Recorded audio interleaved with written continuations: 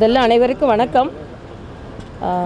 மரியாதைக்குரிய பாரதிதாசன் அவர்களின் பிறந்த நாளில் அவருக்கு மரியாதை செலுத்துவதில் பாரதிய ஜனதா கட்சி பெருமை கொள்கிறது.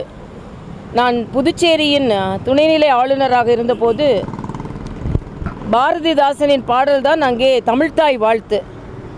காசி சங்கமம் நடக்கும் பொழுது, தமிழ் சங்கமம் நடக்கும் பொழுது அங்கே தமிழ்நாட்டின் தமிழ்த்தாய் வாழ்த்தையும் நான் பாடினேன், புதுவையின் தமிழ்த்தாய் வாழ்த்தையும் நான் பாடினேன். அந்த அளவிற்கு நாங்கள் தமிழுக்கு மரியாதை கொடுப்பவர்கள். ஆனால் இங்கே ஆண்டு கொண்டிருக்கின்ற திராவிட முன்னேற்ற கட்சி, காங்கிரஸ் கூட்டணி தலைவர்கள் தமிழ் என்று வந்தால் கூட அதில் ஜாதியை பார்க்கிறார்கள், மதத்தை பார்க்கிறார்கள். பாரதிதாசன் என்றால் பாரதியை கொண்டாடியவர் பாரதிதாசன். ஆனால் இன்று மத வேற்றுமை இருக்கிறது, ஜாதிய வேற்றுமை இருக்கிறது என்று இல்லாத ஒன்றை முதலமைச்சர் இன்று ஏதோ தமிழ்நாட்டில் பாரதிய ஜனதா கட்சி இதையெல்லாம் தூண்டிக் கொண்டிருப்பதை போல பேசிக் கொண்டிருக்கிறார். ஆனால் பாரதியை இவர்கள் கொண்டாடுவதில்லை, ஜாதி பார்த்தார்கள். அதே போல தமிழில் மதத்தை இவர்கள் பார்த்தார்கள், ஆன்மீக தமிழை இவர்கள் கொண்டாடுவதில்லை. ஆக ஆரம்ப காலத்தில் இருந்து தமிழை கொண்டாடுவதில் கூட ஜாதி வேற்றுமை, மத வேற்றுமையை பார்த்து தமிழில் கூட பிரிவினையை ஏற்படுத்தியவர் திராவிட முன்னேற்ற கழகத்தை சார்ந்தவர்கள்.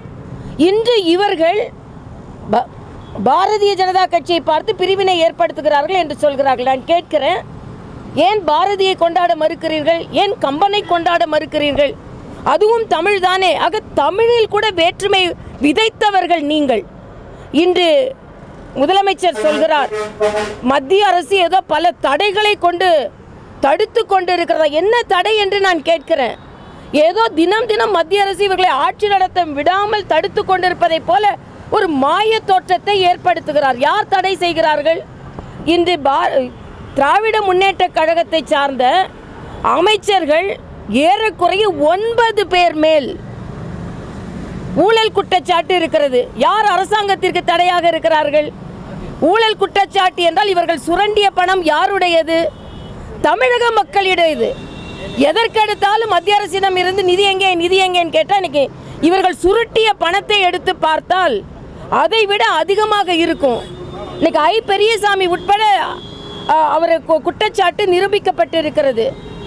ஆக நீங்கள் ஆட்சிக்கு வருவது எதற்காக என்றால் மக்களின் பணத்தை சுரண்டுவதற்காக.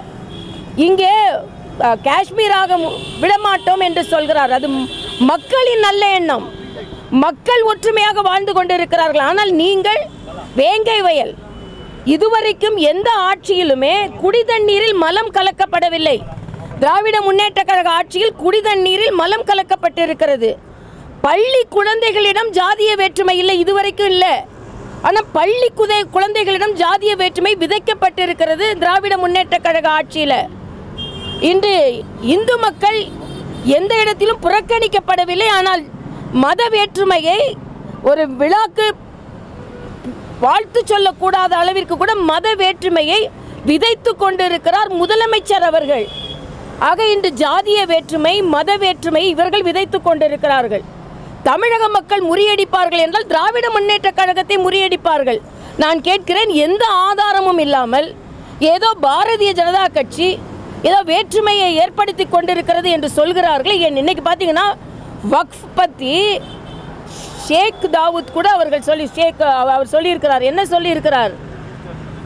நிறைய 9 லட்சம் கோடி மக்களின் பணம் சுருட்டப்பட்டு இருக்கிறது. அது ஏழை இஸ்லாமியர்களுக்கு கொடுக்கப்படுவதற்காகத்தான் இந்த வக்ஃப் திருத்த சட்டம் கொண்டு வந்திருக்கிறது என்று ஒரு இஸ்லாமியர் சொல்கிறார்.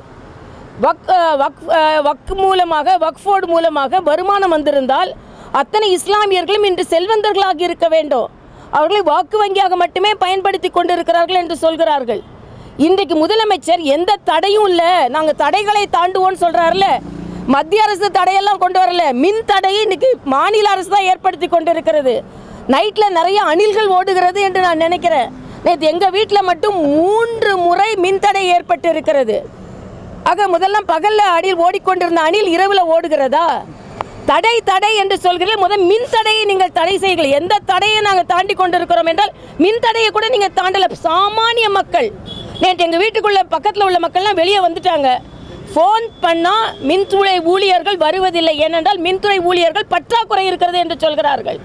மின்துறை ஊழியர்கள் பற்றாக்குறை. இன்னைக்கு மருத்துவமனையில் ஊழியர் பற்றாக்குறை, அரசாங்க ஊழியர்கள் பற்றாக்குறை. ஆக எல்லா தடைகளையும் தாண்டணும். ஒரு மின் தடையை தாண்டுங்க, அதுக்கப்புறம் நீங்கள் தடைகளை தாண்டுறீங்களா இல்லையா நாங்கள் பார்க்குறோம்.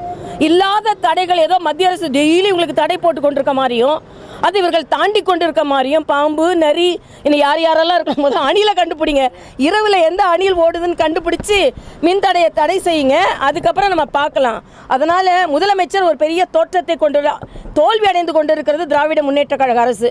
இதை மாற்றுவதற்காக, இதை மக்களை ஏமாற்றுவதற்காக, ஒரு பொய் தோற்றத்தை ஏற்படுத்துவதற்காக ஏதோ மத்திய அரசு தினம் இவர்களுக்கு அழுத்தம் கொடுத்து கொண்டிருப்பதை போலையும் இன்னைக்கு பார்த்தீங்கன்னா மாநில சுயாட்சியை பற்றி பேசுகிறார்கள்.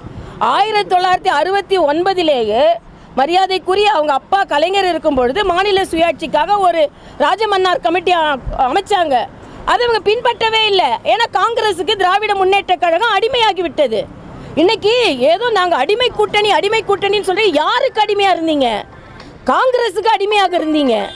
ராஜமன்னார் கமிட்டி சொன்னதை கூட நீங்கள் நிறைவேற்ற முடியாமல் நீங்கள் காங்கிரஸுக்கு அடிமையாக இருந்தீங்க. இன்றைக்கும் காங்கிரஸுக்கு அடிமையாக இருந்து கொண்டிருக்கிறீர்கள். அதனால் ஏதோ கூடா கூட்டணி, அடிமை கூட்டணி என்று சொல்வதையெல்லாம் இன்றோடு நிறுத்தி கொள்ளுங்கள். எந்த தடையையும் பாஜக மக்களுக்கு ஏற்படுத்தவில்லை. இன்று சொல்கிறேன் என்று அவர் பாரதிதாசனின் பாடலில் ஒரு அழகான ஒரு வாசகம் வரும், செந்தாமரை காடு பூத்தது போல அப்படின்னு ஒரு வார்த்தை வரும். அதே மாதிரி செந்தாமரை காடை நாங்கள் ஏற்படுத்துவோம் தமிழகத்தில். ஆக தமிழில் கூட வேற்றுமை விதைத்த நீங்கள் இன்று வேற்றுமை பற்றி பேசுகிறீர்கள். இன்னைக்கு கும்பமேளாவை பற்றி பேசுகிறாரு முதலமைச்சர் அவர்கள். இதே பீச்சில் வானூர்தி அந்த சாகச நிகழ்ச்சியில் ஆயிரக்கணக்கான மக்கள் சேர்ந்ததிலே உயிர்களை காப்பாற்ற முடியாத நீங்கள் 40-50 கோடி மக்கள் கூடிய ஒரு கும்பமேளாவை பற்றி நீங்கள் பேசிக்கொண்டிருக்கிறீர்கள். கள்ளச்சாராய மரணங்களை தடுக்க முடியாத நீங்கள் இன்று நீங்கள் பேசிக்கொண்டிருக்கிறீர்கள்.